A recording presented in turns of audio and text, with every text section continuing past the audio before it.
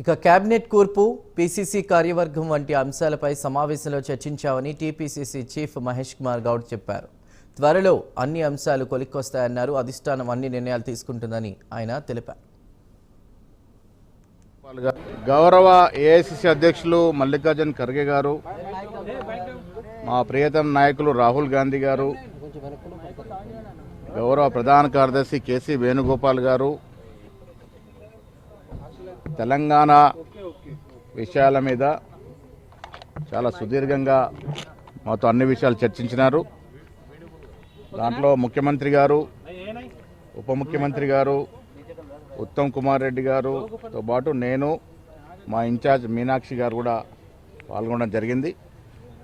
చాలా విషయాలు రాష్ట్రానికి సంబంధించి, రాష్ట్రంలో జరుగుతున్నటువంటి అభివృద్ధి సంక్షేమ కార్యక్రమాల మీద కూడా వారు అన్ని విషయాలు ఆరాధించారు. ముఖ్యంగా హెల్త్, ఎడ్యుకేషన్ మీద వారు అన్ని విషయాలు అడిగి తెలుసుకున్నారు. ముఖ్యంగా రాహుల్ గాంధీ గారు ఇంటిగ్రేటెడ్ స్కూల్స్ యొక్క ఎస్టాబ్లిష్మెంట్ వల్ల ఎంతమంది ఎస్సీ, ఎస్టీ, ఓబీసీ, మైనారిటీ లాభం జరుగుతుంది, ఎన్ని లక్షల మందికి దాంట్లో ప్రవేశం వస్తుందనే విషయాలు కూడా చర్చించడం జరిగింది. వీటితో పాటు రాబోయే రోజుల్లో కేబినెట్ కూర్పు, పీసీసీ కార్యవర్గము, దాంతోపాటు వివిధ కార్పొరేషన్ చైర్మన్లు, బోర్డుల నియామకం కూడా అన్ని విషయాలు సుదీర్ఘంగా చర్చించుకోవడం జరిగింది.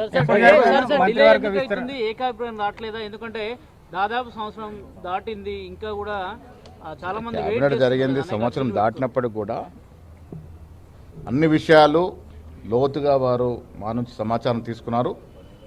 త్వరలో అన్ని విషయాలు కొలిక్కి వస్తాయని ఆశిస్తాను.